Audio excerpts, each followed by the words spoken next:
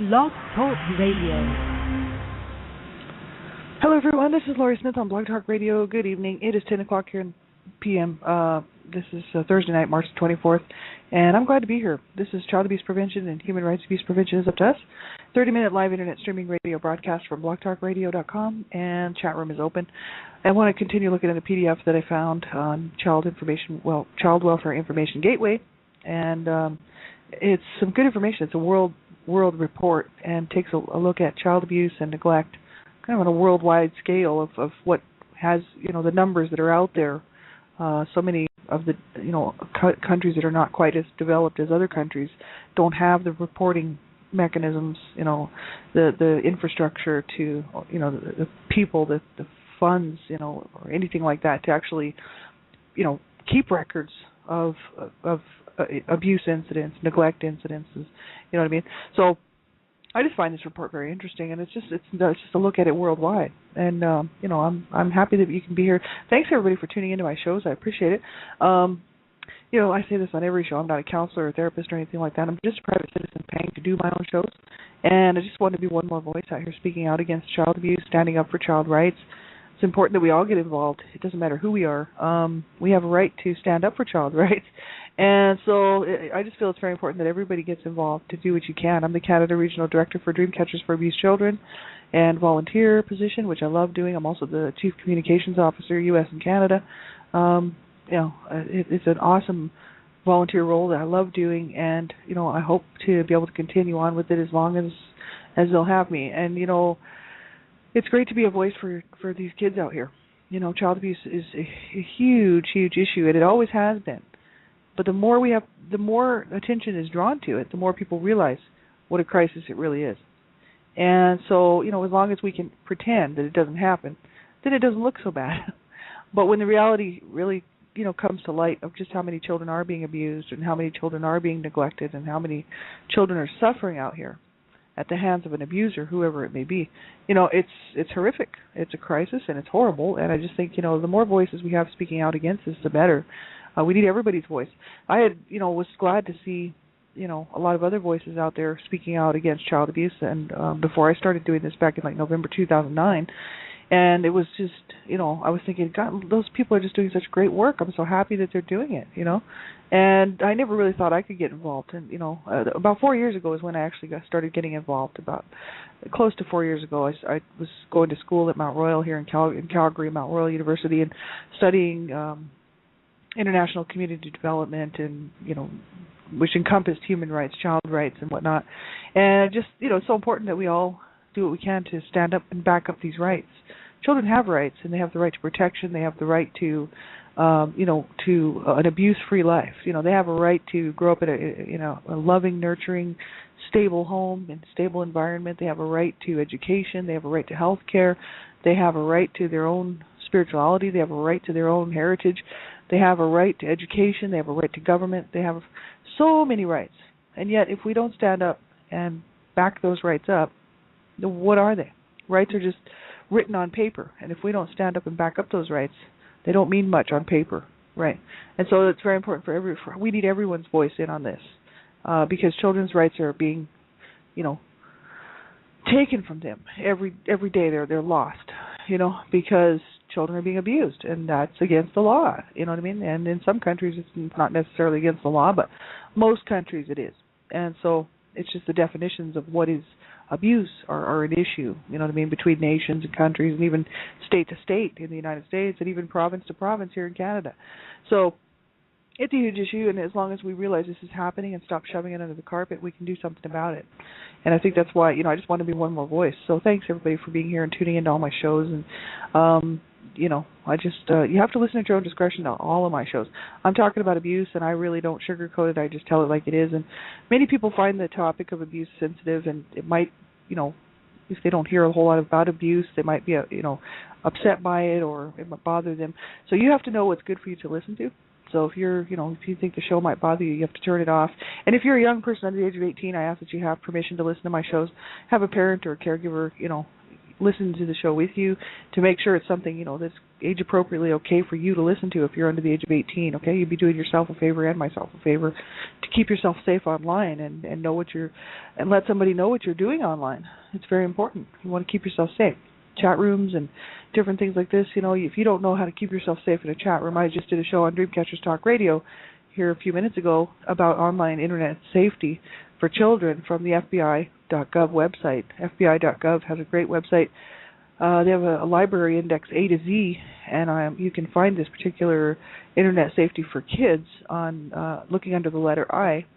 Scroll down about halfway through the page, and you can get this PDF that has got some great information on it for parents on how to protect your children if you don't know, or if your children don't know how to protect themselves online. It's really important.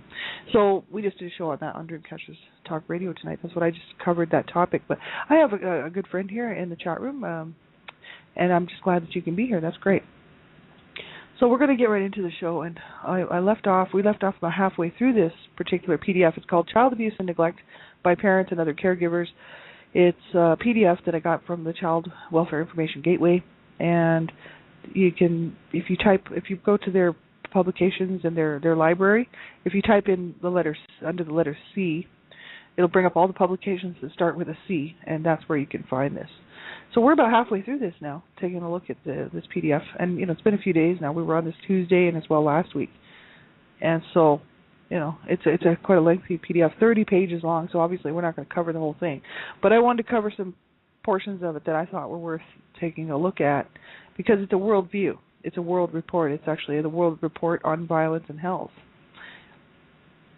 And so it's really quite a good PDF. And so I'll just scroll down to where we left off here. And it sort of I like this information because it sort of gives an idea of what's going on around the world, not just North America. Most of the stuff that I cover, obviously, and for good reason, is North American issues. But it's good to take a look at what's happening around the world, too, because there's so many, children are being abused around the world. It's not just North America. And we have, $105 billion being pumped into the system annually because of child abuse, right? $105 billion annually is being spent. That was the last figure that I saw, because of child abuse. Not to stop it, right? It's just because, But worldwide, you think about many of these countries that don't have that. They don't have the people. They don't have the funds. They don't have the programs. They don't have the infrastructure. They have no support for these children, and so. And the traditions are the old ways of thinking, and many, older traditions that. These children really have no protection in many countries, and even though they're, they should, they don't. And sometimes it's even written into their constitutions and into their laws, that a child should not be abused. But, there's just nobody to uphold the law. And in many countries, they just don't have the infrastructure. They don't have it set up. Whereas in the United States and Canada, you'd think that we could do something about this. We have just in the United States alone, I don't know what the amount would be up here in Canada, but in the United States, $105 billion every year being spent because of child abuse. Well, why not spend another $700 billion and stop child abuse? That's what I say. Stop it once and for all. And we could, with this next generation of young people who are going to be the next set of parents. Now, how many of the young kids that are going to graduate out of high school and are, some will go on to college, some will go on to have children. How many of those young people are going to abuse their children? If we can reach them, before they have their children, and teach them healthy parent-child relationships, nonviolent ways of coping, nonviolent ways of thinking, that abuse is wrong, and that abuse is against the law, and really, educate them, so that they don't hurt their children. Sadly enough, we're seeing reports, coming in on Dreamcatchers for Abused Children. This is what we do. This is what we're looking at, and. It's not just young people abusing their children. Older people abuse children and other people's children as well. But there are a lot of young people who are, 20, 22, 23 years old, who are killing their little infant children, little babies, little toddlers, mainly children under the age of 4. That's the vulnerable age group for mortality deaths regarding, from child abuse, fatalities. And horrific, right? And you think, well, what's going through those people's minds when they're killing their children? It's like, what could possibly be going through their mind? There was a case last year sometime where a mother shook her baby and killed her baby because she was upset because she didn't want the baby to bother her because she was playing a game, Farmville, on Facebook. And it's like, okay, what was that person thinking? You know what I mean? Like, that little baby should come first. Farmville doesn't come in there anywhere. You know what I mean? Like, the baby should come first. But obviously, people are not thinking. They're popping out these children, and they're like, just, not thinking that this is a precious human being, and they deserve to be treated, gently and brought up properly with, loving, caring home, nurturing environment. But that's not what we're seeing. We're seeing people killing, their children, tiny little babies. It's horrific. It's absolutely horrific. And I'm going to continue to do this, and we are at Dreamcatchers for Abused Children, and we're not going to back down. We're just going to keep on going. And whoever wants to join in with us, please do. Get a hold of us. You know what I mean? We are a 501c3 not-for-profit, official not-for-profit organization, and we are on the move, you know what I mean? And we're going to make a difference. We're going to definitely make a difference nationwide and Canada-wide, hopefully, eventually. And, we're going to make some noise, and we're going to promote education and awareness regarding child abuse and child abuse prevention. And that parents, you don't have to kill your children. You don't have to hurt your children.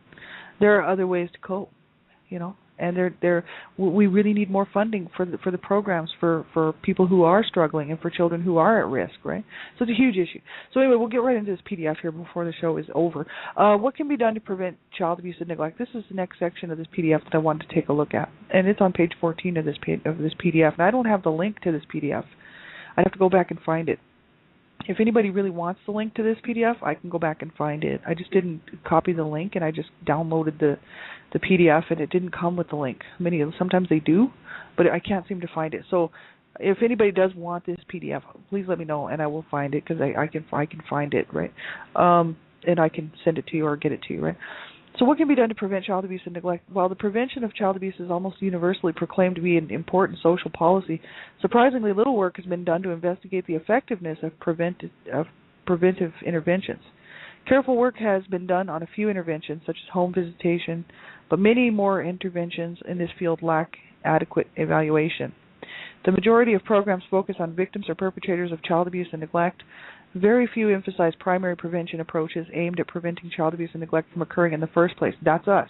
That is Dreamcatchers for Abused Children. We are a 501c3 not-for-profit organization. We are primary prevention. We are trying to stop the abuse before it happens, right? And that, according to the Child Welfare Information Gateway information that is on their website, that is really the number one way to go, because obviously it stops the abuse before a child would be abused, right? That's what we want to do. Right, secondary, tertiary prevention groups are necessary. That's the people who work with the children who have been abused, and then those people are very, very, very important. We need those people, but the thing is what we need to do is stop child abuse, right? Because no child should ever, ever be abused. But right now, there's a lot more funding. There's so much funding going into trying to pick up the pieces from these children being abused. There's no funding for primary prevention, so that's why this is such an issue. We need a whole lot more primary prevention. Like, we need nationwide television programs running daily throughout the United States and Canada. I mean, worldwide, really, but we'll start here. And, talking about child abuse, just put it in everybody's face. It should be on the radio. It should be on the TV. It should be in the newspapers all day, every day, if we're going to really make an effect and get society to wake up and smell the coffee, that this is wrong and what these people are doing to their children is wrong, and that it needs to stop, and that the government needs to really start working at the local government, state government, national government needs to start working at getting programs set up. I don't care whether it's rural or cities or whatever, everywhere for people who are struggling, because if we can get the word out to these people and reach everyone, there needs to be a whole lot more people involved in this thing. And that's the issue. There's the social workers and whatnot they're overloaded. They can't even handle what's on their plate now. And then with the cuts and certain areas are hiring more social workers. I did see this in an article that was written not too long ago. But the thing is that that's only one area. That's one district, one area, one city, one state. That's not nationwide, right? And the issue is children are being abused nationwide, right? So we really, and in Canada as well, province-wide. So we need more done. It's obvious that we need more done because you can see the headlines rolling in every day. And who's paying the price for this, right? These poor little children are. They're the ones paying the price for this. And why we're not standing up and doing something about it as a collective whole, right? As a society, as a community, as a, individually. It makes me just shake my head because I got involved 4 years ago. I could no longer sit on the couch and just be a person sitting by watching everybody else do all the work. I thought, why am I just sitting here? I know what it's like to be abused. I know what these children are going through. And yet I'm going to sit here and I'm just going to allow somebody else to do it. And I thought, no, I can no longer do that. I have to get up off the couch and I have to start making some noise because I know what these kids are going through. So it's wrong for me to sit here and, just not get involved. But not everybody's going to get involved. But I would say do whatever you can, especially learn the signs and symptoms and learn how to protect your own children. Learn to protect your children and learn to make sure that, learn to take a look around at the children who are in your lives and make sure that they're not being abused, And if you know the signs and symptoms and you suspect abuse, you make a phone call. You may be the only person that could save that child's life. You may be the only person that would make that phone call. It's horrific. And I think about these little children. It bothers me because I was abused as a child, so I know what they're going through. And it's like, they're especially with these poor little babies and precious little children who are being killed by their parents or a parent or someone, who's supposed to be taking care of them and looking after them. The last view that they have of that parent or whoever it is that's abusing them and going to kill them is that person's face. And that runs through my mind because I was abused as a child. I know what it's like to be looking, sideways at my mother, and thinking one more blow and this is going to be it. I'll be dead, right? So, I know, she just didn't kill me. She killed me in every way except for physically, right? So, that's the whole issue. It's horrific. And these poor children, they certainly deserved so much better, and I don't mind standing up and saying it. You know what I mean? Because what's right is right, what's wrong is wrong, and child abuse is wrong in every way. And so, I don't mind standing up and saying it. And I don't mind being, a voice for these kids. But, so many people won't. Even if they have to think about the word child abuse, they just kind of cringe and they go running and screaming and hiding somewhere. And it's like, these poor little kids do not want to be abused. You know what I mean?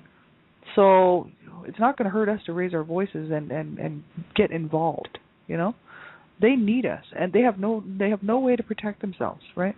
So that's the issue. Primary prevention is the way to go, and it makes everybody uncomfortable, and I have a hard time making friends because nobody wants to be my friend because I'm talking about child abuse. I can talk about other things too, but they know what I do. So they're like, I don't know. She might talk about child abuse, and she might talk about what she does, for her work with Dreamcatchers, and I just can't handle that. So, he's kind of lonely up here. But I tell you what, it's worth it because these little kids are precious, and they do not deserve this. And we have an obligation, as far as I'm concerned, as a world population. This generation now has an obligation.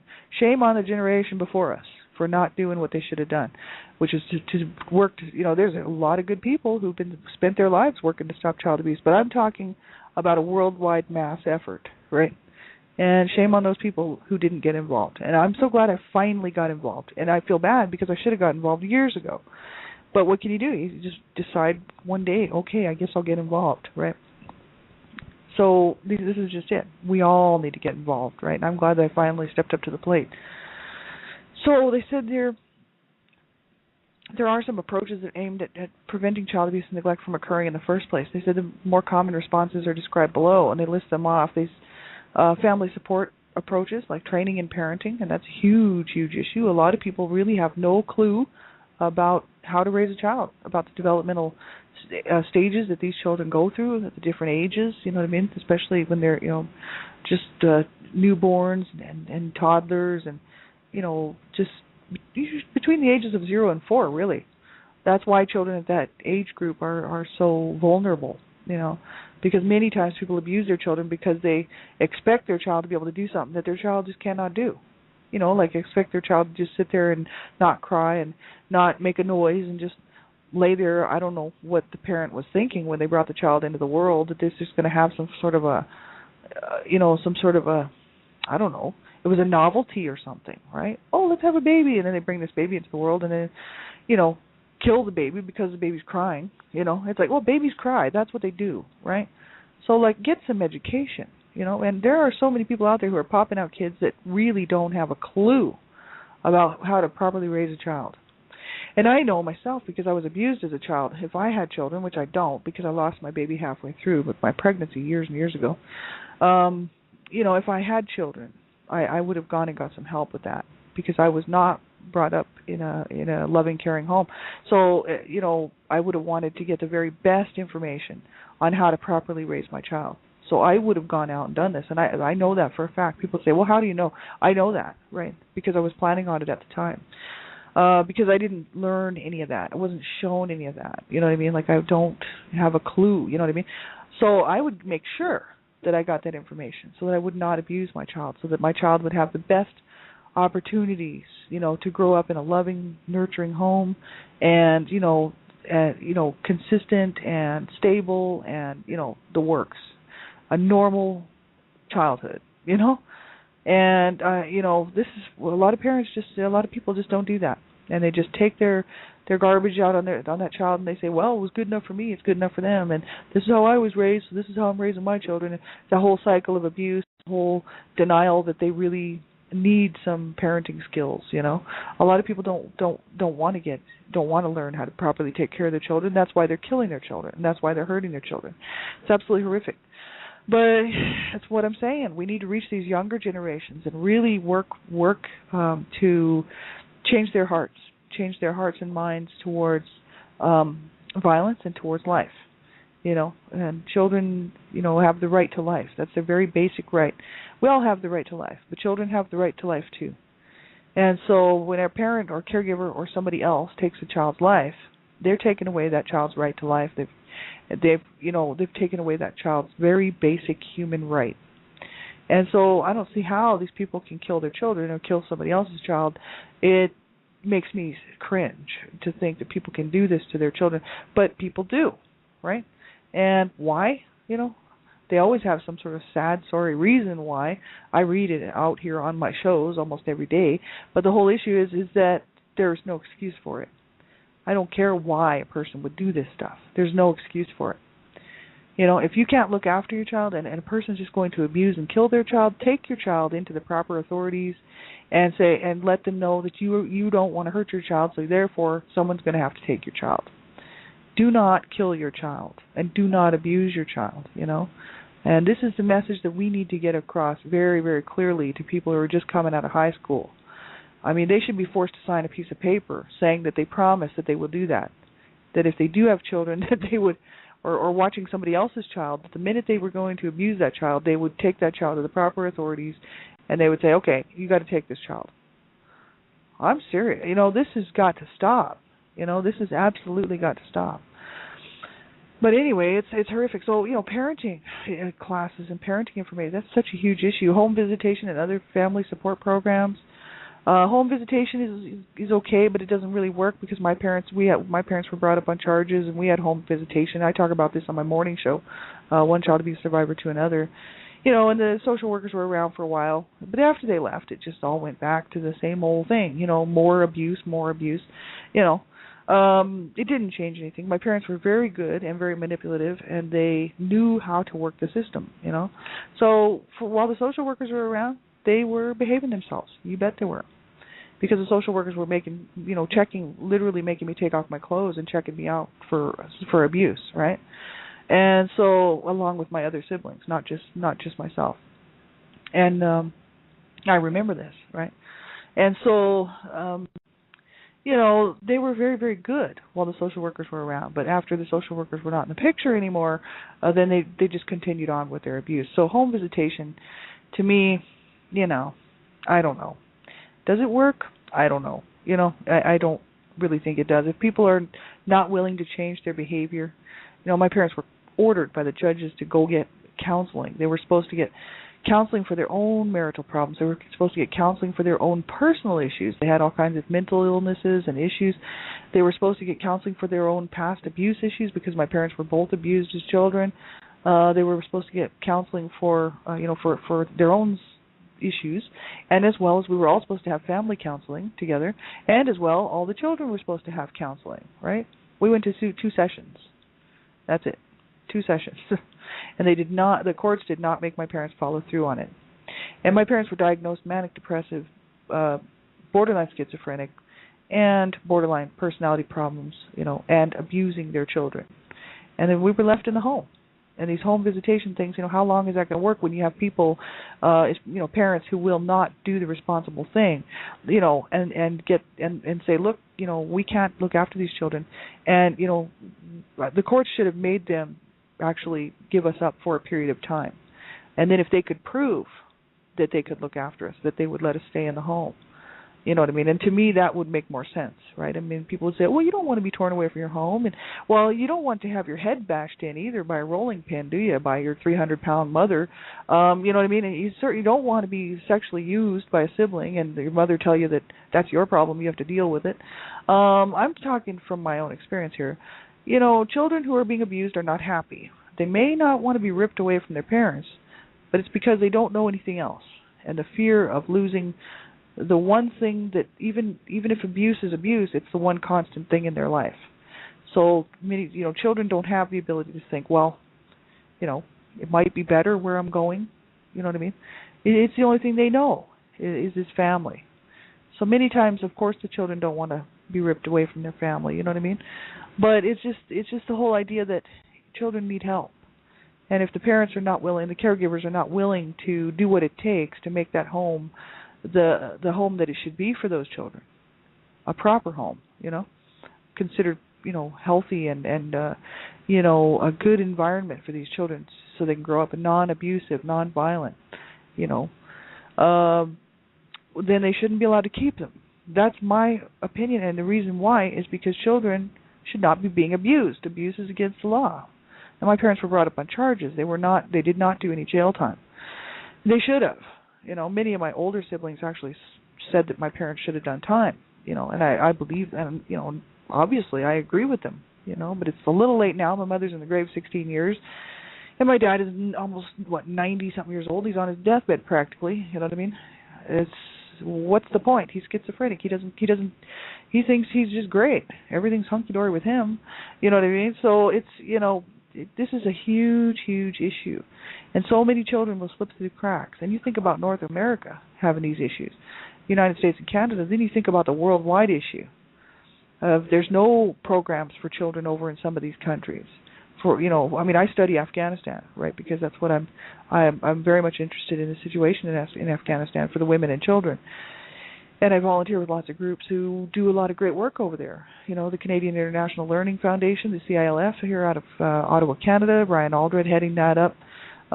They do some great work in Uganda as well as Afghanistan, and even in northern Canada, and Canadian Women for Women Afghanistan. Also, I'm kind of not involved as I used to be because I'm with the Canada Regional Director for Dreamcatchers for Abused Children.